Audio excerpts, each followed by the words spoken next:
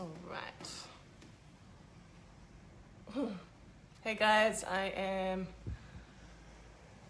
just setting up. Oh, what's going on? Group members. Okay, I'll wait for Alexi to go.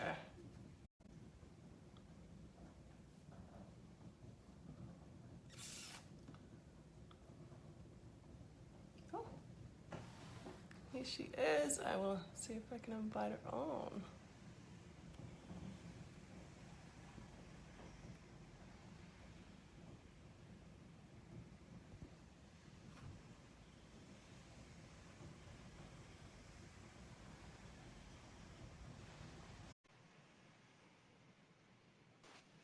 Hello. Hey, hey. Hold on, I'm crooked. Hold, please. Oh, I might have to hold it this way. Oh, that's better. That's perfect. Is that better? Even though now my phone is crooked this way. This is so weird. Hold on. All right, what's going on here? I might have to adjust. Well, I'll hold it this way and then I'll read the comments on the Facebook group. How about that? Okay, perfect. I've got my laptop open as well, so hopefully we can juggle between the two. Exactly. How you doing today, Mama? So good, so good. How are you? Great, great. I think I have one more day left of bed rest, so I'm like, oh, good. That's how many days have you had so far? It's been like a week and a half, so I'm yeah, feeling a little antsy, and the midwives are coming over today to hopefully release me from my life sentence of bed rest. Yeah, I can imagine. I know how I would feel being stuck in bed for 10 days. So. Yeah, it's like the hardest thing in the world for someone like me. Yeah, so for you guys that maybe don't know, Alexi is 36 weeks pregnant. Is that right? 30. I'll be 37 tomorrow. 37. Yeah. Amazing. Okay, well, I've written a bunch of questions. I've got a couple from the girls, and I'm sure there'll be more as they jump on and start adding them. Sweet. So, fire away. Let's do it. And just while we're talking about pregnancy, I know it's been like a really fascinating process for you and changed a lot, in your life. So what have you learned from it? I think, there's so many lessons, obviously, but I think one of the biggest ones has kind of been this grounding into the understanding of something I've gotten mentally for a while, which is that we have everything we need. We don't need to look outside of ourselves. We just need to cultivate the right environment and the right surroundings to make the creation come to life. And becoming pregnant and building a child in my womb has been this like deeper understanding of what that actually means, and how we, especially as women, I think we don't give ourselves enough credit for having everything that we actually need within us. And it's just a matter of the right fertilization, the right environment, knowing how to take care of yourself to cultivate that dream and that vision, and knowing that the dream and the vision will take care of the rest, Yeah. So that's been like the biggest thing. It's like, oh yeah, we don't have to work as hard as we think we do. Right. Yeah. It's an interesting correlation. Like, pregnancy is just like that creation or manifestation of anything in our lives, right? That whole process and how we create, how we manifest. I never thought of it before, but I heard yesterday that manifestation is a very feminine process, and we're naturals at it because that's what we're created. Like, that's how we're made, right? And it's like, oh, that's really awesome. I like that. Yeah. And like even how our vessel is made, the body is made to receive, right? Like we have to be in receiving mode first. And I mean, looking at pregnancy, we have to receive the sperm in order for the egg to be fertilized. But how many of us women, I know me, hands up, have such a hard time receiving that we're like constantly do, and let me put out and let me you know, put forth my energy and we're in our masculine in that way, that truly the most powerful thing we can do first is to receive. And once we receive that gift, whatever that is, whether it's insight from, you know, source or support from our community or from a coach, whenever we can receive first, then we truly give ourselves the full empowerment to manifest. So yeah, I love that. Absolutely. Okay, so on a practical level, what could, you know, like some of these women in the group, for example, do in order to practice receiving?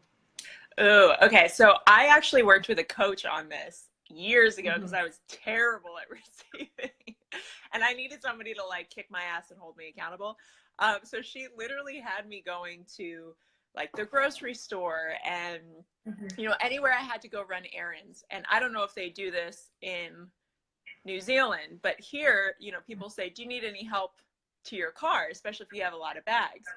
And they used to do it a lot more. They don't do it much anymore these days. But she said, if they don't ask, you have to ask someone to help you out to your car with your bags. And in my head, I'm like, yeah, but I can do it myself. Like, I can totally do it myself. She's like, I know you can. I know you can do all of this yourself. But the point is, we want to get you in the practice of not having to work so hard and to take advantage of the resources that you have around you. So I remember the first time it happened, I literally went out to a store. I didn't have that many bags. And the guy actually asked me, do you need help to your car with that? And I was like, no, I'm good. That was my first initial response. And I like started walking away with my cart and I'm like, actually, you know what? I would love your help. And he's like, okay, great. And he comes out to my car and helps me. Same thing if you're on an airplane, like asking somebody, you know, one of the stewardess, like, hey, could you help me with my bag, or hey, I need support with this. Literally going, okay, where can I ask to receive first before I give anything? And this was a really big mental shift for me. She had me get up every single morning. And what I used to do is go straight to my to-do list. What do I need to create? What do I need to create? What do I need to create? Which is very masculine, right? So she said, wake up, check in with yourself and go, what do I need to receive first in order to create? And that for me was a huge shift. And it's such a simple little trick. And it's something that I've kind of, it's become habit now for me. I don't even think about it anymore. But now I say, what do I need to receive first? Whether it's something in my body, something in my spirit, maybe it's support from a specific person, so that I can create and have the most powerful start to my day. So that's something I do every single morning. Yeah.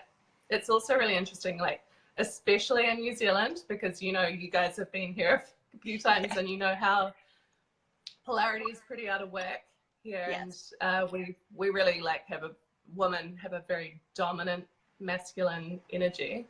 And so it's something that I played with in my relationship, for example, is actually like not having to be Miss Independent all the time and asking for help from my partner and allowing him to step into his own masculine, because otherwise it's like this constant, you know, like you're like this all the time.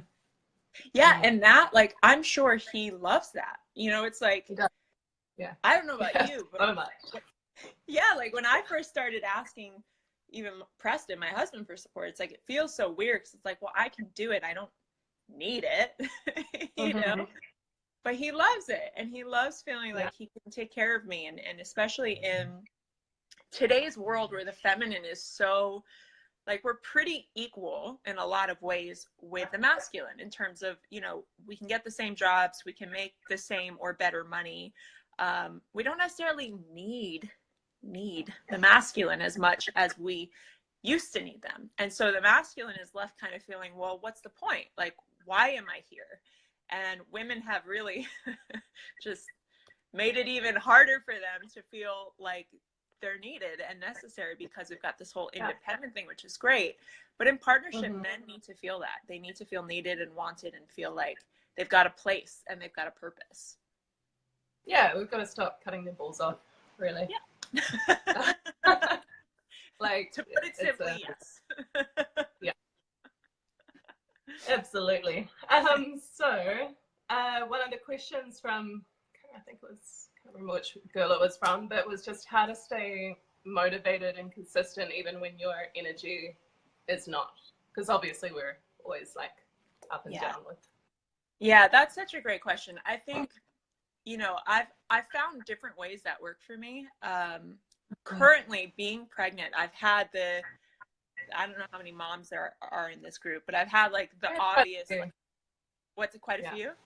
Awesome. So you guys know, like, shit gets real when you get pregnant. It's like, you're not just having as children. energized. Wow.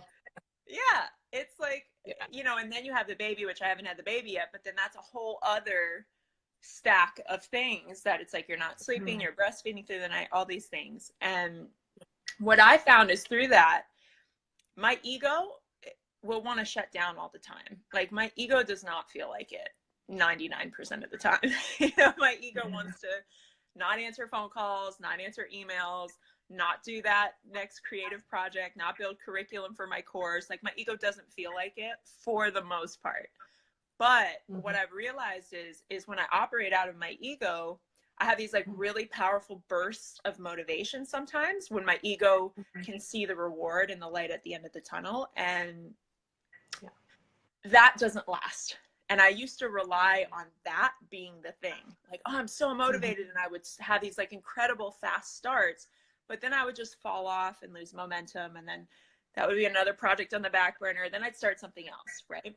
And I recognized the only way for me to shift out of that was for me to actually get out of my ego and get that it's not about the reward that Alexi wants. It's for the mission that something greater than me wants.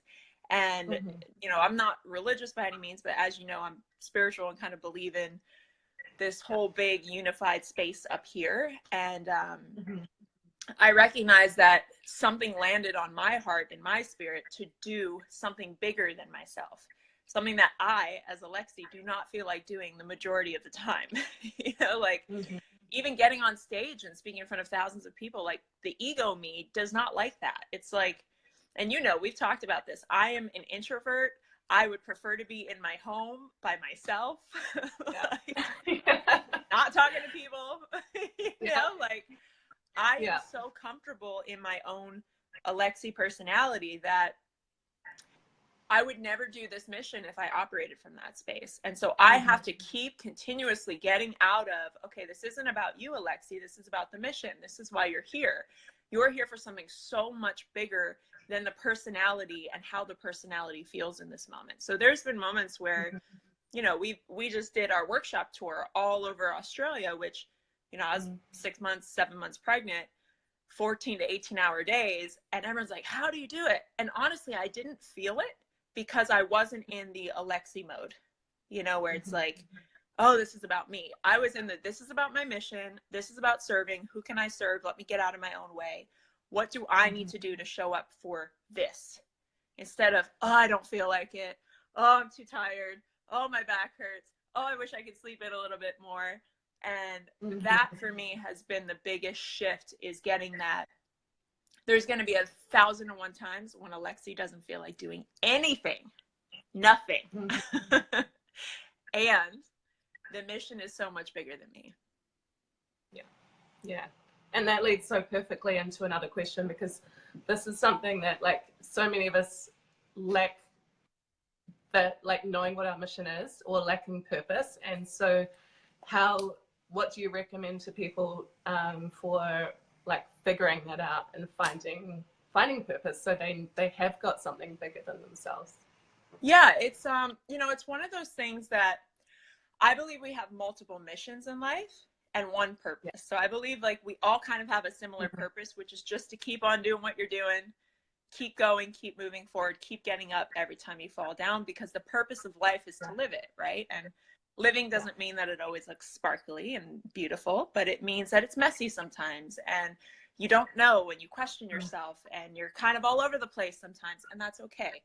You're always on purpose if you're living. If you've got breath in the body, if you're waking up in the morning, you're winning, right?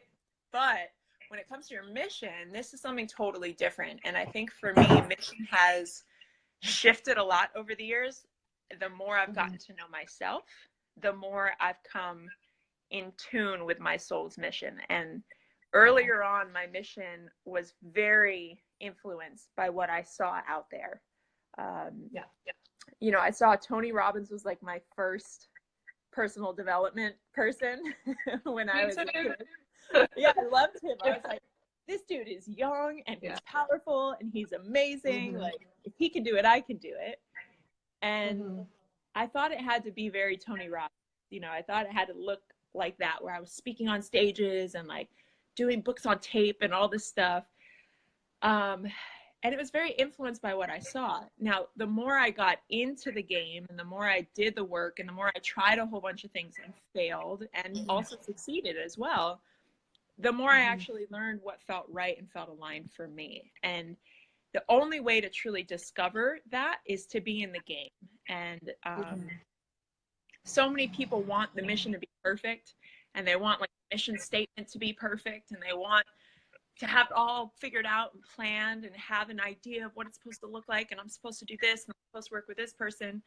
But truth be told, we don't ever really know until we try, you know. So you might have a passion that you're into, that you're like, this is my mission, it feels so good. I used to have a passion that was like so strong on my heart, and it was traveling and shooting documentaries, and I did that, and I did it for like 6 months, and I was like, yeah, I actually don't want to do this.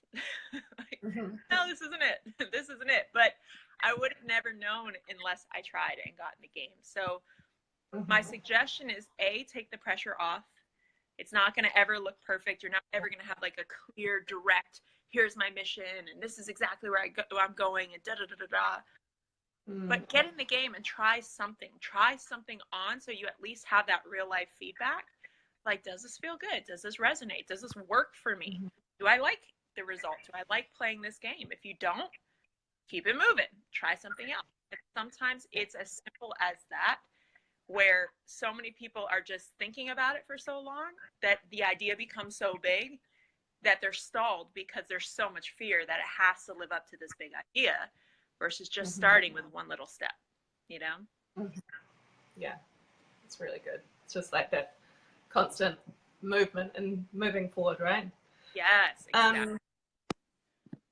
Okay, so I don't know if there's any other, I'll just check. I'm not very good at checking in with questions that are coming up. Anyway, if you guys have any questions, please drop them in. Hopefully I'll see them. Yeah, there was another sorry, thing someone was asking, guys, because it's like cricket on my phone, so. Yeah, sometimes they don't always come up for me either.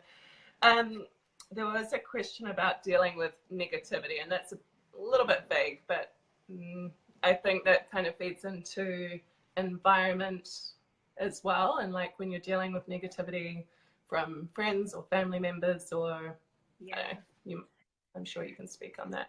Yeah. Oh God, so much has just like came through for me when you said that, because I know all of these amazing humans watching this, whether it's live or on replay, you guys are all stepping into this new part of yourself, and you've got Sunniva holding space for you and creating an amazing environment, and you're going to be on fire, and this group is going to feel like family, and you're going to be like, they get me, and it's so good, and like, yes.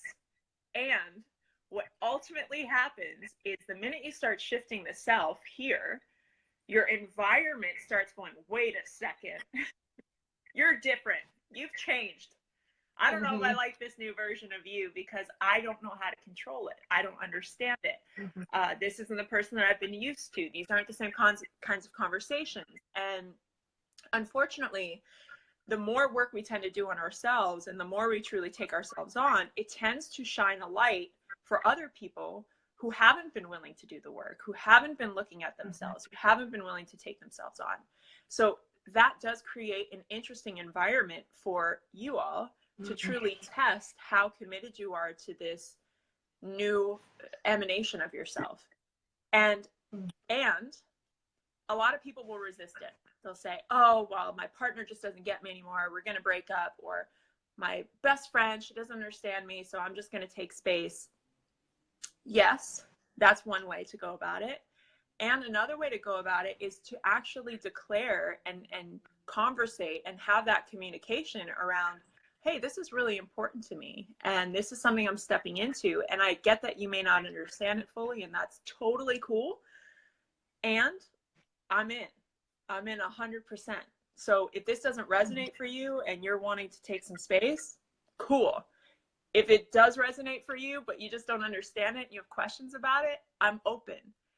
If you have no idea how to be with me anymore, let's start fresh and let's get to know each other from here. And I find that a lot of people are, and this was so me, and I'm speaking from experience, a lot of people, including myself in the past, just was like, I'm out. Like, you don't understand me, can't deal with you, whatever. You'll get it when you get it. If you get it, bye. And yeah, that kind of worked to some extent. But in reflection, in hindsight, I now see that I still wasn't willing to actually claim who I was in that process and actually do it from a space of love and hold the gate open and hold the doors open and say, hey, I'm inviting you to come along with me, because that's their biggest fear. Is most people who are negative in our environment, who we know specifically, they don't want to be left behind, right? And if we can leave the door open for them and say, this door is always open for you, however, here's the path I'm walking, it's not only beautiful for your friends and family, but it's this amazing way to declare for yourself your own boundaries and what's important to you. And I know for me, that was really hard to do for a long time as a former people pleaser that was always trying to make sure everyone was happy and everyone felt good and all of that stuff. And now I'm like, you know what? No, I get to declare who I am and what's important to me in this life. And you're on board or you're not, but the door is always open for you. And if you can do it from that space of love, perfect. Now let's take that negativity and go to social media, because we all know that social media is such a great place for people to just be keyboard warriors and write whatever they want about you from the safety of their own home. For any of you ladies out there who are taking on a mission and building a brand and putting yourselves out there publicly, negativity is a part of the game. It's a part of the process, because again, you are a representation to people of standing in your truth, declaring what's right for you, declaring what feels good on your soul. And if they're not doing that, they're going to be triggered by it. So expect it. I always say it's kind of like a rites of passage. Like when you get your first hater online, it's like, yay, celebrate. You're doing it. You're stepping out. You're shaking some feathers. And the biggest thing with them is I always send them love. I literally respond back like, I love you. They're like, I wish you would die. I'm like, I love you. Yeah, that's awesome. It's a great response. Yes. I'm going to remember that. Something like that I definitely, you know, you go through this whole personal development thing, it becomes very egoic, and you go, well, now I'm better than everybody else. So those people that, you know, like aren't on my level anymore, well, they can go, like they're out. Totally. Yeah. And that was so long, and I didn't see it. It was a spiritual hierarchy where it was like, oh, they don't get it. And it's like, well, I have friends still in my life that aren't really into this work, but I learned so much from them about like simple living and you know, enjoying the moment and being present and all the things that all the hustlers in my crew like need to work on. You know, like they've got it nailed. And even just spending an hour like that in my life is a reminder of, yeah, all of this stuff is important, and the mission means so much, and none of it means anything, right? At the end of the day. So having that beautiful balance of just choosing to play the game, but knowing that it's a game is everything. Yeah, that's a really good point.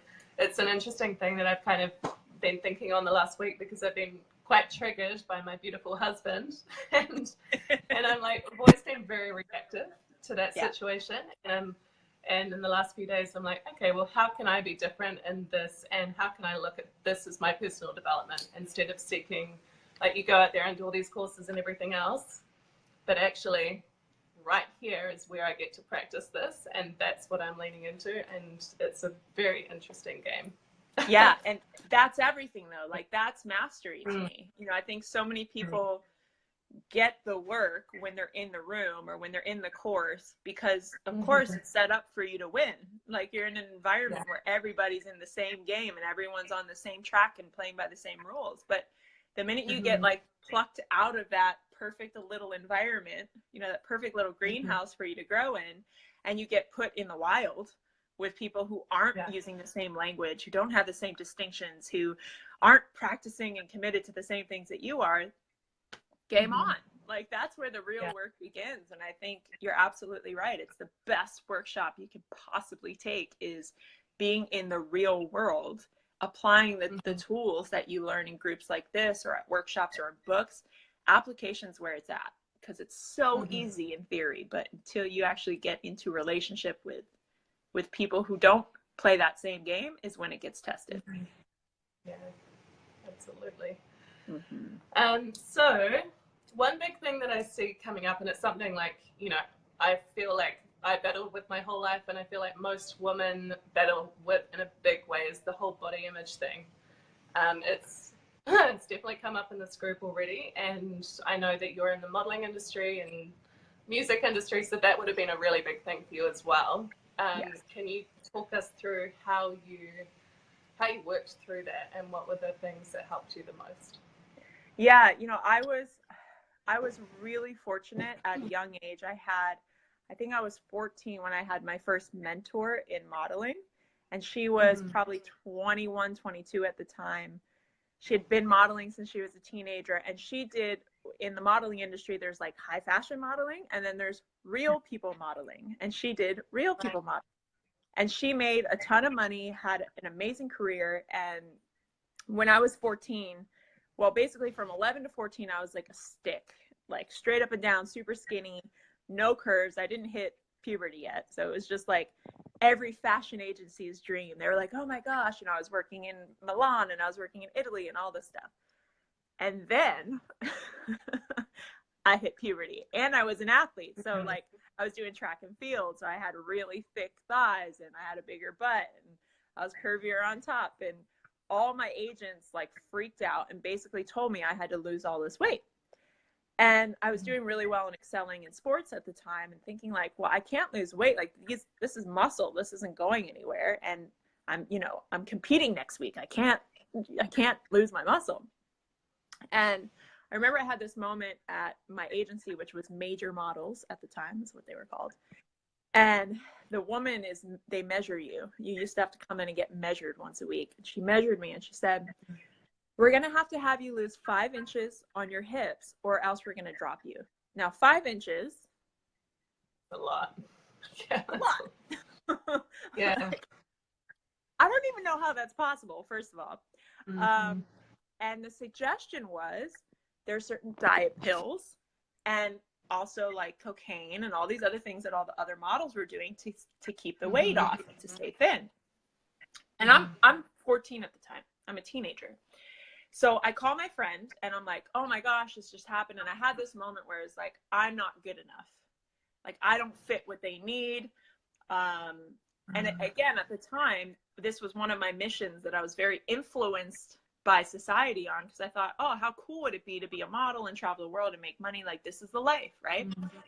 And I called my friend, and she said, listen, she said, your body type is yours, and it's so special, and there's somebody out there that will hire you based on your body type. She said, don't try and change yourself for them, because they're constantly changing.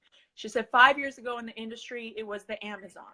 She's like, 10 years from now, it's going to be something different. She's like, if you keep trying to change and adjust to meet their expectations of you, she's like, you'll never feel good. You'll never feel happy. You'll never feel settled. And it will never be your body. It'll never be yours.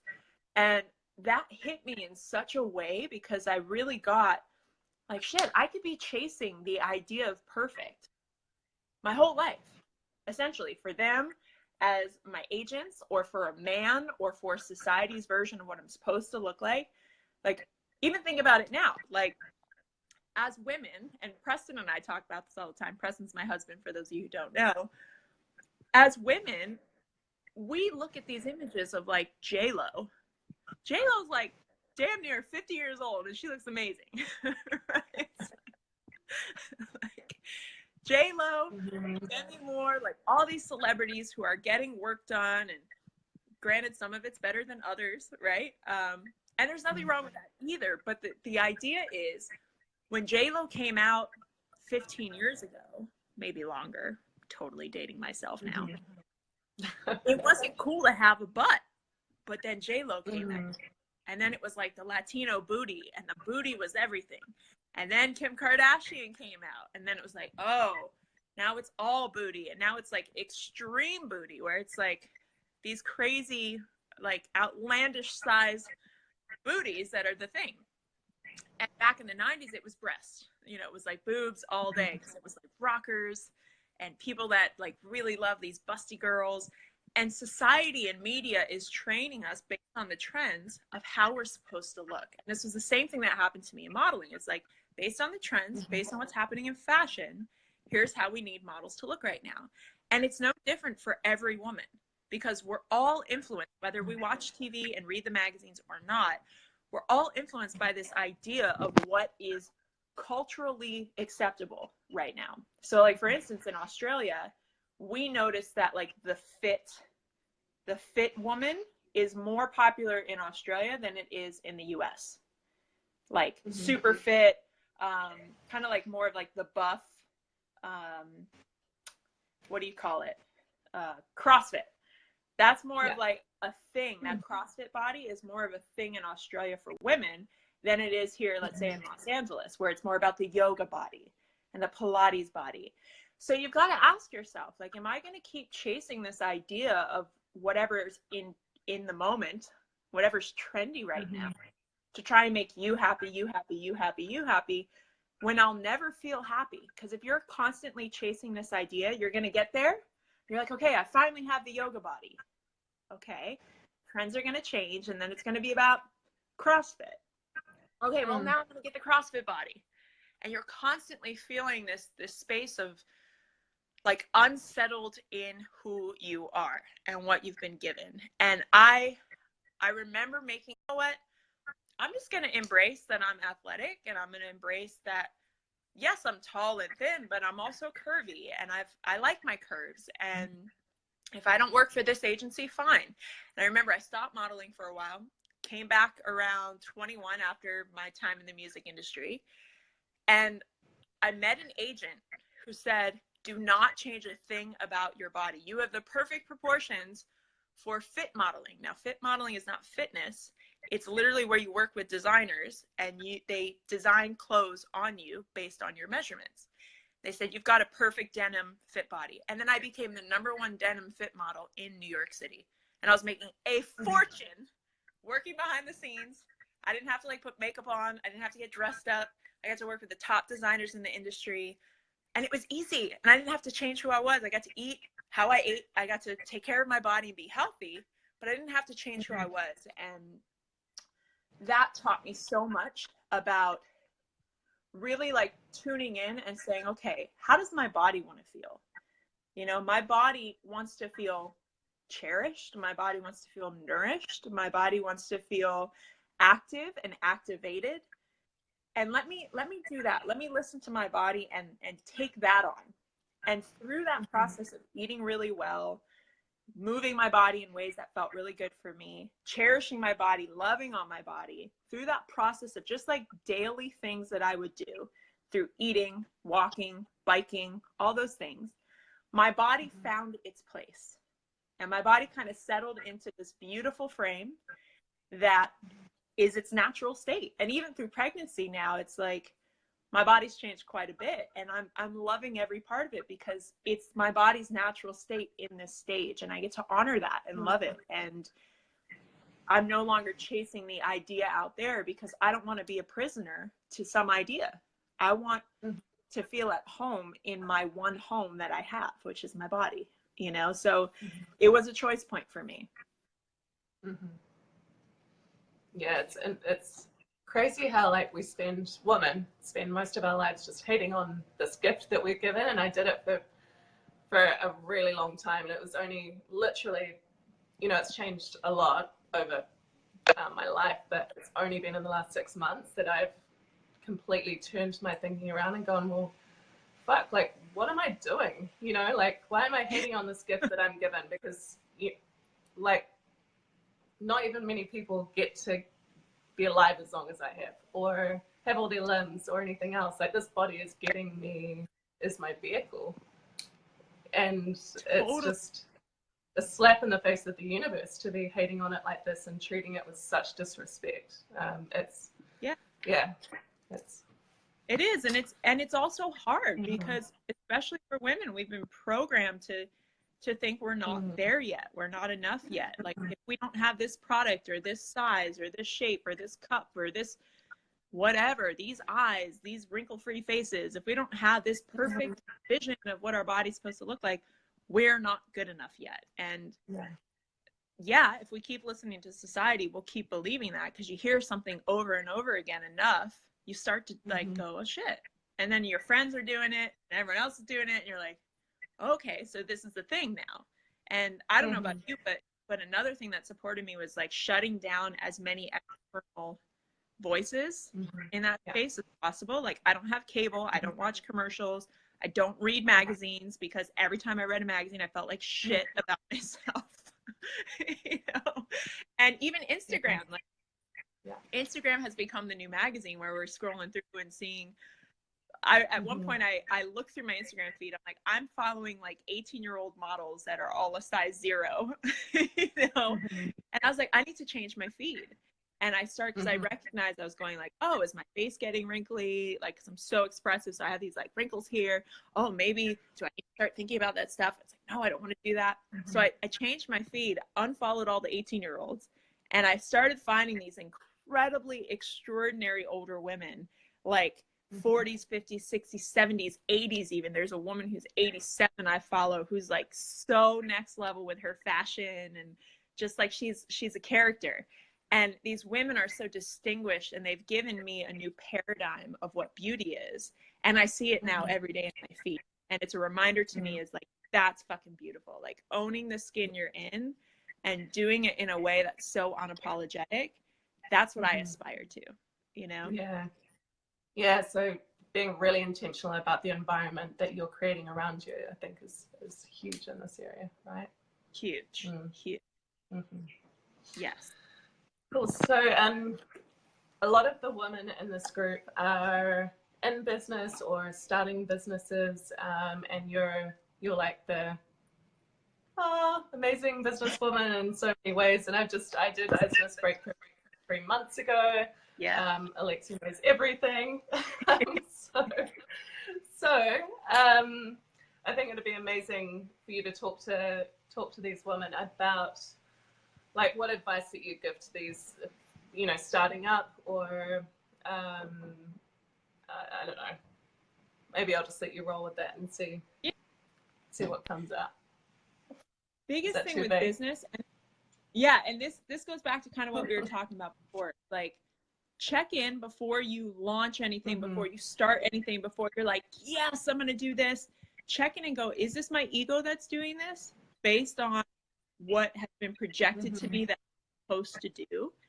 Because if it is your ego, you are going to have some killer momentum in the beginning, and you will fade off fast. Because the truth is, building any type of business, and I'm going to exchange business now for, like, if we're building a legacy, if we're building a mission, if we're building, again, something that's bigger than ourselves, if we really are in it for the long haul, it's got to be bigger than you. It's got to be bigger than the ego drive, like the laptop lifestyle, the going to Bali and working on the beach, all that stuff, which is great.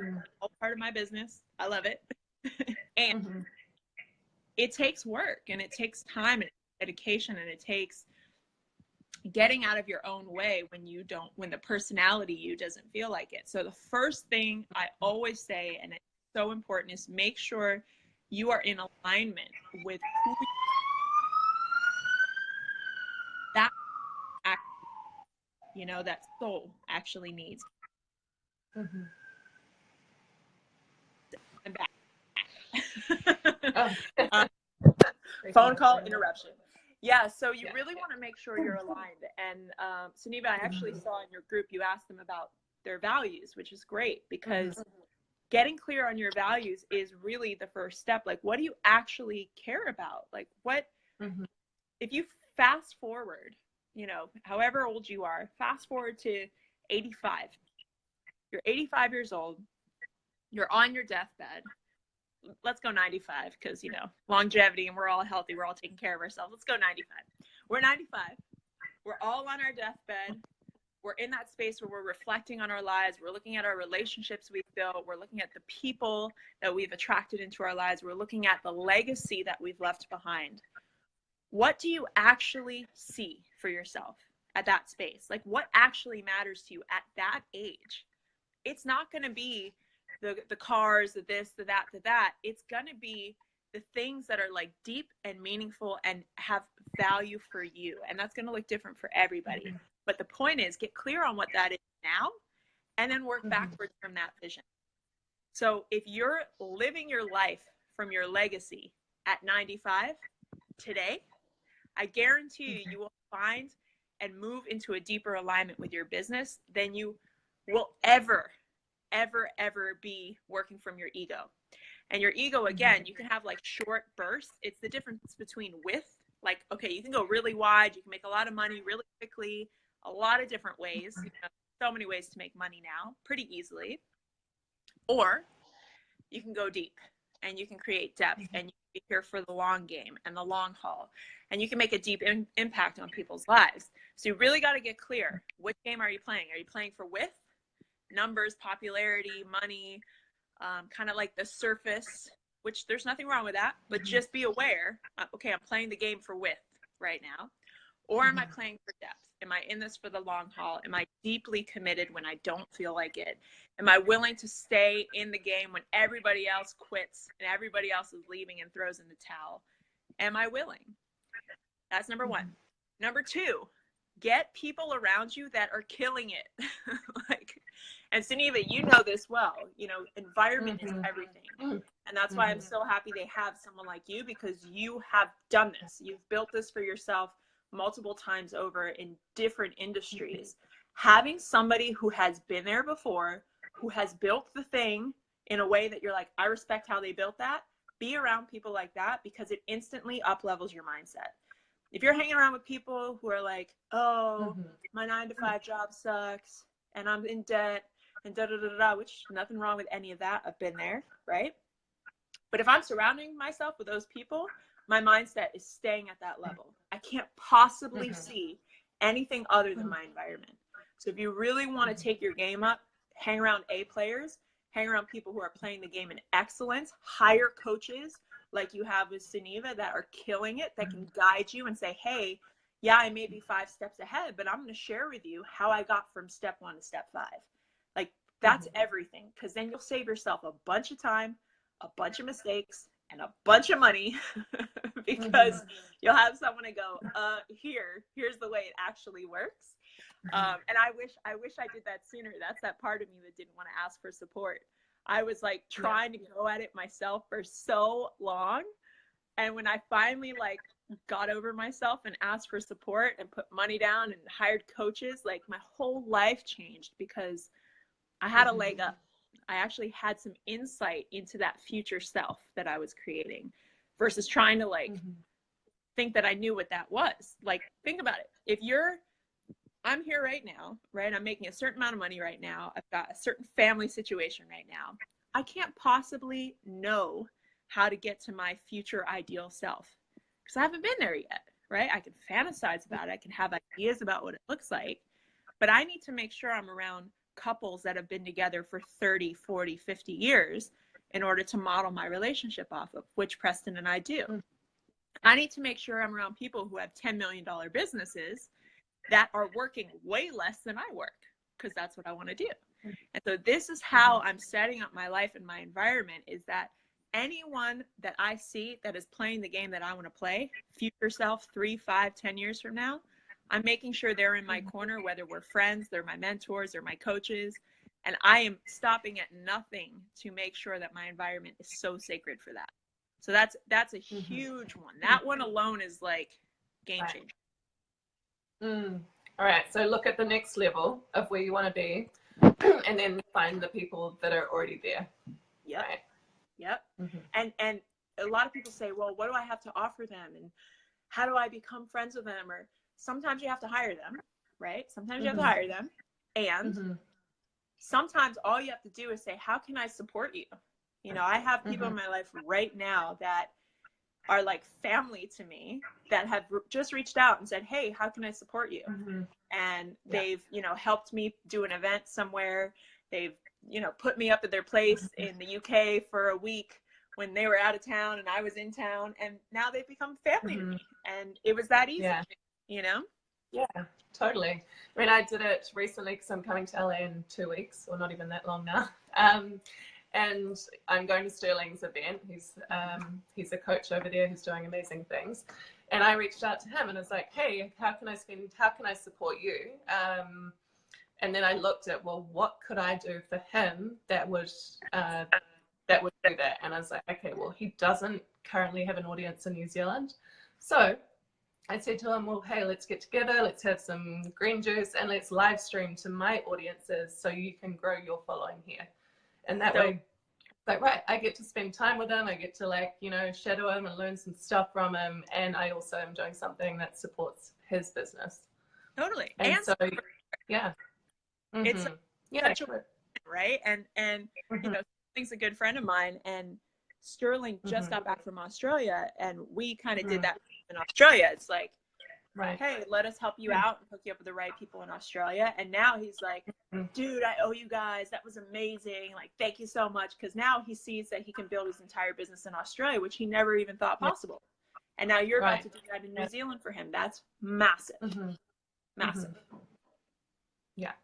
And the other thing is, like, go to events, because you'll meet so many amazing, like, that's how I've created a lot of my tribe, is going to amazing events, and you will up level just from being in that environment. So I can't recommend that highly enough as well. Totally. And you're someone who actually lives that too. Like, that's one thing I love about you. Like, anytime there's an event, Sunniva's like, I'm there, I'm flying there, I'll be there, I'll make it happen. And but that's so true. Like, a lot of people, because, you know, my husband and I speak around the world, and we have spoken on some pretty phenomenal stages with people like Gary Vee and Jack Canfield and, like, the top names in the business. And everyone's like, how do you get those jobs? And it's like, well, we've gone to conferences. We met other people that were in the same headspace as us, like hustling, creating, wanting to make an impact. Those people eventually put on a conference, and we all kind of came up together. And when it was time to hire people, they reached out to us to speak. And it wasn't that, like, of course we're doing the work and we're being hireable. We're being the type of people that you'd want to hire to speak. But that was all based on relationships. Every amazing speaking job we've ever gotten, 100,000% based on a relationship. Yeah. Excuse me, losing my voice. Yeah. I'm gonna check these questions. Yeah, I see Michelle's on. What up, Michelle? I saw Amy was on too. What up, girls? Yeah. There were some questions here, and now they've disappeared, so I'll just keep rolling with my ones. Perfect. Okay, so one thing with business is obviously figuring out your, like, you talk about talking to your person, right? Like, that's a big thing in business. It's like, who is your person that you speak to in your posts and that you're creating your content for and everything else? How do you figure out, like, what process would you go through to figure out who your one person is? Yeah. So, you know, we call this the avatar. And, you know, if you've seen the film Avatar, everyone's like, why do you call it an avatar? It's just like your kind of model. That's kind of what it means in this business in terms of marketing.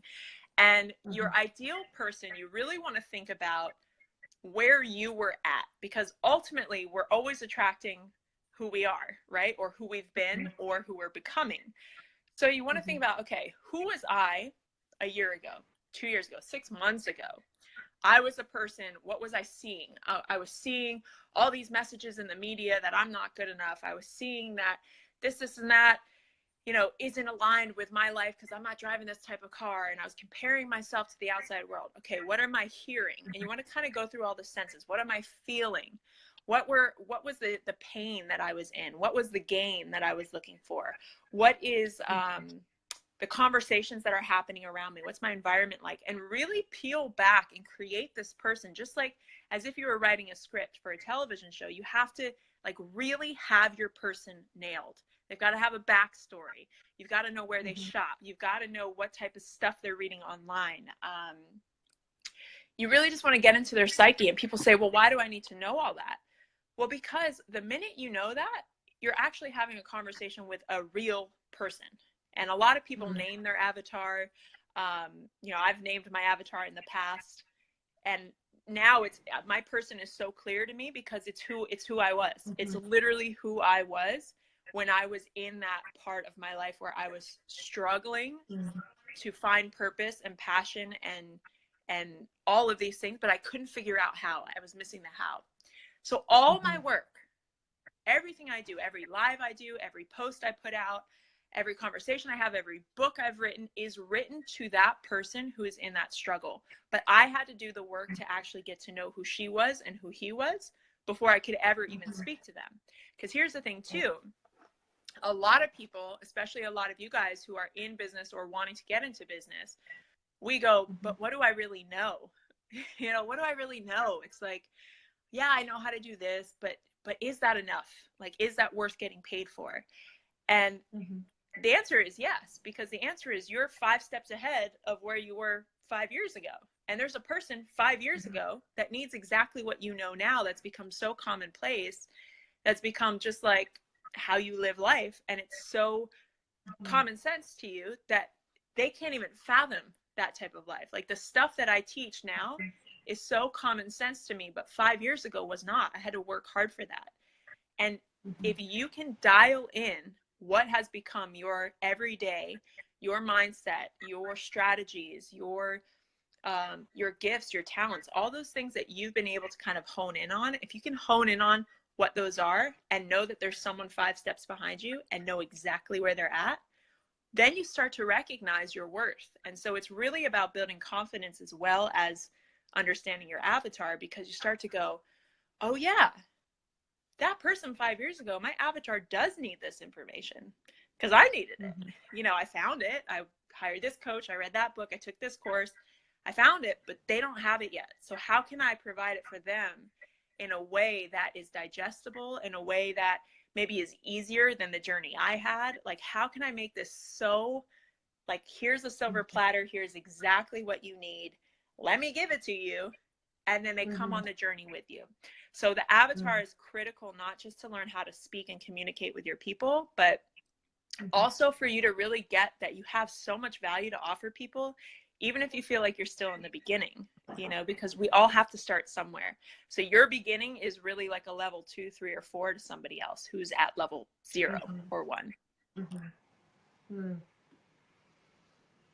There was something that came up in that, completely unrelated, but just want you to speak to the not feeling good enough, because it's something that pretty much everybody on the planet goes through at some, like, we all feel that, right? So yeah, how do we move through that? Like, what's the the conversation of the not good enough, or I'm a fraud, or who am I to make this money, who am I to charge this, it will keep coming up. Like, I'm just like, this is a little buzzkill moment. It will keep coming up every time you level up your business. Like, every time. It happens every time. And it happens, I happen to be good friends with people like Jack Canfield and some of the top people in the industry. And it still happens for them, because at some point, like, Jack was selling Chicken Soup for the Soul, which was a $14 book, right? And now he's got coaching clients that pay him $150K a year. And at some point he questioned, am I worth $150K a year? Like, that's a lot of money, right? Because he went from $14 books to $150K a year. And that's a big shift. So just know that that conversation it's a normal part of our psyche. And it's, again, the ego battling the soul.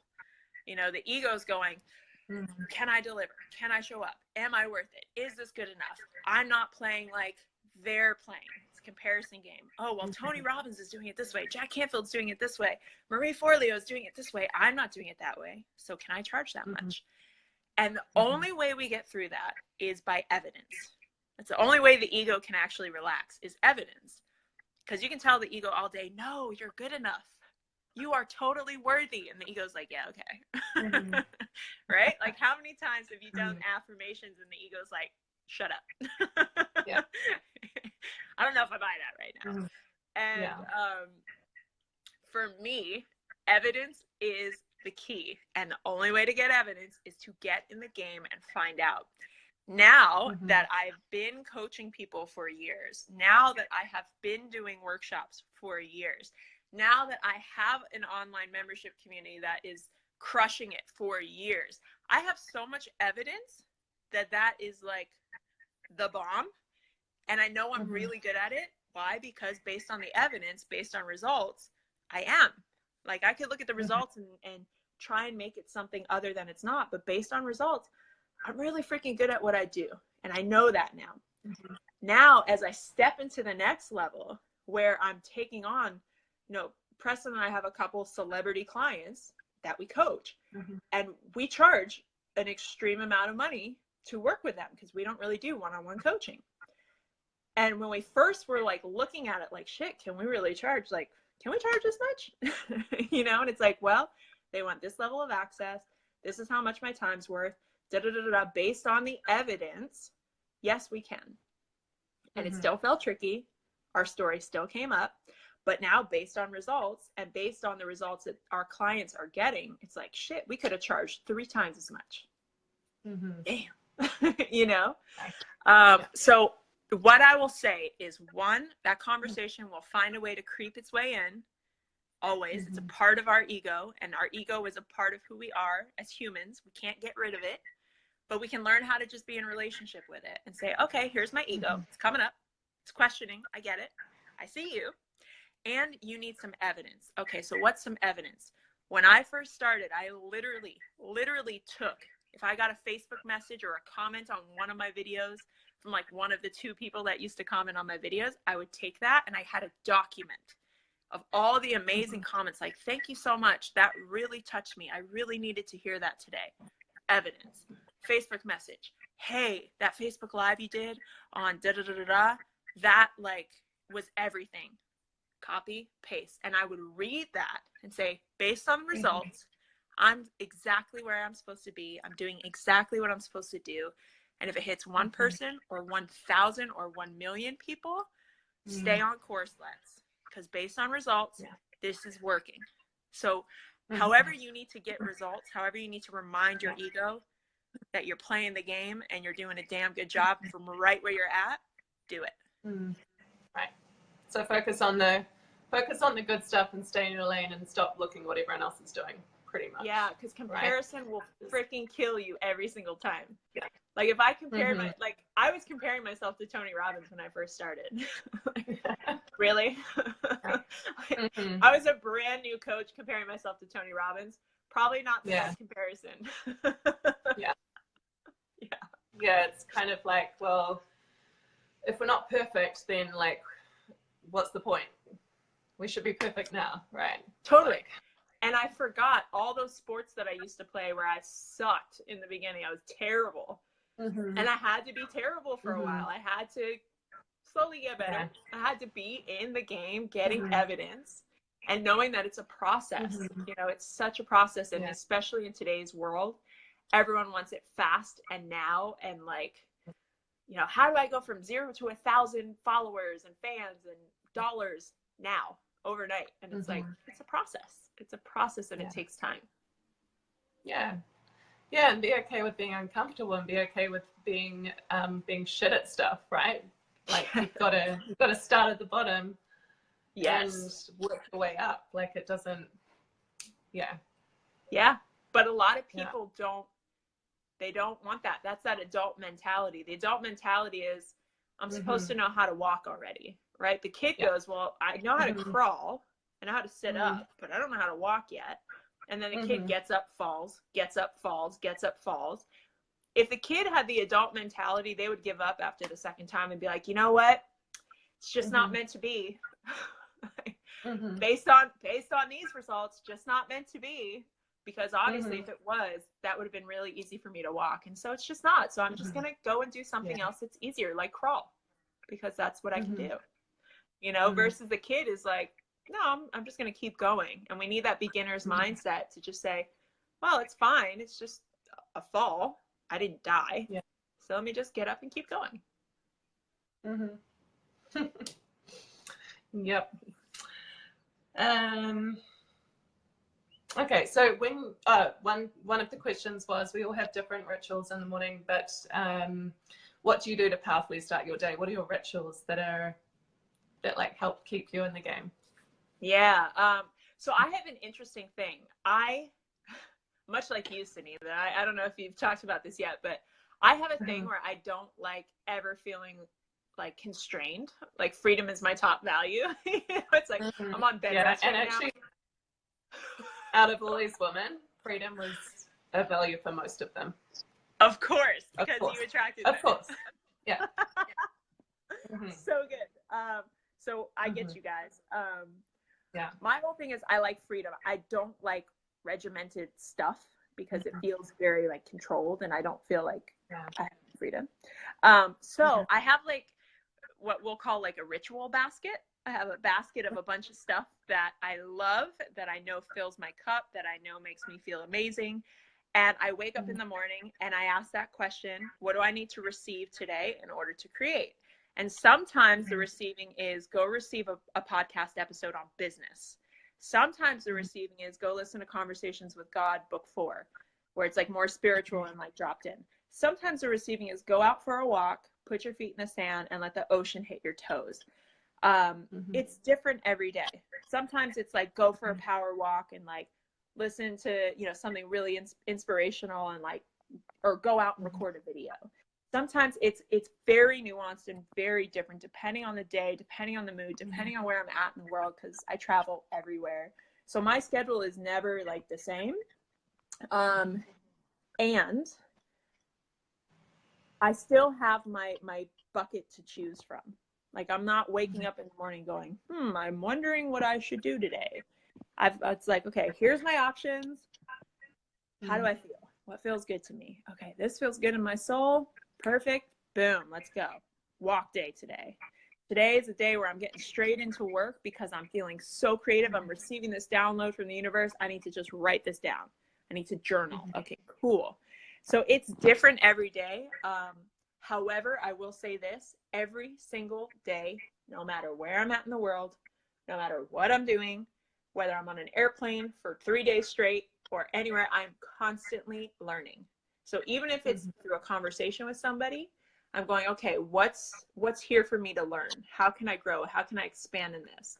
If it's a podcast, an audio book, or actual physical book that I'm highlighting and taking notes in, a conversation with my husband or a friend, constantly looking for an opportunity to understand myself, the world, the universe, my spirit, my soul, all of this, just a little bit more. And that shows up differently. So that's the one must that happens every day is I must learn something and expand my view on myself or this thing, the world at large. And then the rituals look different depending on the day and depending on how I feel. Yeah, totally with you on that. Yeah. Oh yeah. I've got one last point. I know we've been on this call for like an hour already and I could go on all day. I won't hold you up. One more question, and I think we touched on it yesterday a little bit, but how do we learn to find our authentic voice? Doing what you're doing right now, being in a group like this, exploring, playing with the questions, facing off with the parts of yourself that you're really uncomfortable to face off with, moving into the fear, because normally the authentic you is on the other side of that fear, and the fear is the ego going, don't go there, don't go there, it's dangerous over there, because the ego doesn't want you to find your authentic version of yourself. Because the minute you can lock into that authentic version of you, you don't need the ego as much. You'll still use it. The ego comes in handy, but you don't need it as much. So anytime for me, fear is like my biggest indicator that there's something juicy on the other side. Anytime I'm like, oh, fuck, you know, where something's coming up for me and I'm like, I do not want to have this conversation with my husband. I do not want to acknowledge this person in the way that I'm feeling called to acknowledge them. I don't want to reach out to this person who I know I'm supposed to reach out to because I know I'm supposed to work with them. Anytime I feel that fear, I like breathe into it. and move. Because on the other side of it, there's this like deepening into who I actually am. And it takes time. You know, it's something that we talked about the other day, is finding your authentic voice takes time. And I think, again, it's that patience piece. So many of us want our authentic voice right now. And like, I just want to live my most authentic and aligned life right now, which is awesome. Yes. And the only way we get closer to that is by being in the game, being in the practice, seeing when we're completely out of alignment, when we're completely being inauthentic, when we're completely putting on the mask of like, everything's good, everything's perfect, I'm trying to be perfect. The only way we know is when we have an opportunity to see ourselves objectively and go, oh, I see the difference, I feel the difference. And when you can start to feel yourself like kind of dropping in, and I know we've all had moments like this where you're like, whoa, I have never felt more myself than in that moment. I've never felt more raw, more vulnerable, more open, more like available, more loving, more touched, more grateful. When you've got moments like that you can feel in your body, that's evidence. And again, we're evidence-based people. Unfortunately, that's the type of animal we are. You know, most animals without consciousness can go on and do their thing, but we've got this consciousness thing, and we need evidence to prove to ourselves certain things. So if you want to get in touch with your authentic voice, go out and get evidence for it. And that means messing up and being inauthentic and having the mask on and being afraid and doing all the stuff that you don't want to do because you want it to be perfect. But it takes time. It takes time. Yeah. Yeah. I have one more question. Yeah. One more came up before and then I forgot about it. Okay, so the clients that these celebrity clients you're coaching, are their problems the same problems as everybody else? Yes, on a different level. Right. So one particular client we're coaching right now is dealing with negativity in a big way on an international stage, where her family has come under pressure from the media, from everybody, about certain things that are happening in her life, in her business, and nothing is off the table. She's got a family like her. Everyone is being hated on in different forums, and like nothing is off the table for this person. And at the core of it, with this particular person and our other celebrity client we're working with, we're dealing with her relationship with her husband. The core of what's at the bottom of both of them, and it's all of our clients, and I'm sure it's all of you, because it's the core of every human issue and struggle we have, is am I worthy to be loved? Yeah. Am I worthy to be loved? And that manifests in so many different ways for so many different people. But that's at the core of most of our issues, is a sense of, am I? Like, do I matter? Does my voice matter? Can I trust this? Am I safe? Can I let go? Will they hold me? Will it be good enough? All of that is worthiness, right? And it's this beautiful thing that I think we signed up for as humans, that's a part of our human journey. And I don't think we'll ever get over that, where we're always feeling worthy 1,000% of the time. But I think we just create a new relationship with it and a new depth of understanding of our worthiness. And the more, again, we step into that and practice and play and gain evidence for like, actually, yeah, this is worthy, and this does feel good, and being my authentic self is where it's at, even though you may not like it, but I don't care, because it's me and I get to own that. And I think that dance, whether we're dancing that in business or relationship or with ourselves or with our audiences, that's the perpetual dance. And it's the ego's dance. And the more we get into our authentic self, the more we get out of the ego and serve a bigger mission, the more we give our authentic selves the space to actually go, yep, I am worthy. I am here. I know why I'm here. I know why I'm here to serve. And despite what any of you think, I'm going forward. And it's not that you won't battle that worthiness question, because the ego's there and it'll come up, but it's that you care less about it. it has less of a punch, and it hits you less in the gut every single time, because you're like, yeah, and there's something bigger at play here. And while the human me wants to be sad and wants to have a pity party and wants to be included and fit in and be perfect and have everyone love me, the spirit side of me knows I'm here for something so much bigger, and it's going to require shaking some boats. And when you rock the boats, you create some waves, and those waves aren't always pretty. They could be tsunamis sometimes. And the waves are required in order to shift. And I don't know about, I know this about you personally and about a couple of the women on here who I know. We're here to shift. We're here to shift humanity. We're here to change the way things are done. We're here to change the status quo. And when you shake people out of what's comfortable, people don't fucking like it. And backlash is a part of that. And the backlash will absolutely trigger your worthiness conversation. And that's why we're here. Yeah, absolutely. That's a really beautiful way to finish. Thank you so much, Alexi, for being on and hanging out with us. I really, really appreciate it. Of course.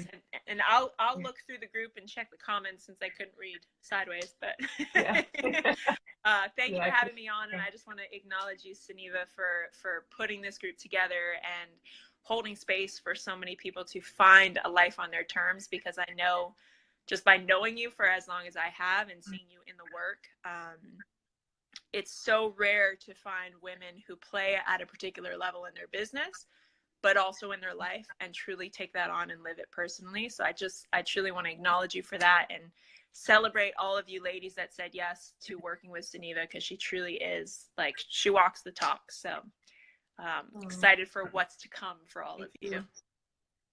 Thank you so much. And if you guys want to see more of Alexi, she does the most amazing videos. So just go on YouTube and search her. You'll find like a ton of amazing value. Also on her personal page, she does really good live streams, especially with the Preston and Alexi. What do they call Partners in Shine. Partners in Shine. They're amazing. So yeah, we talk about all sorts of stuff on there. And they're funny. They're really funny. Yes. Awesome. All right. Bye, love. Thank you so much, honey. Bye. Bye.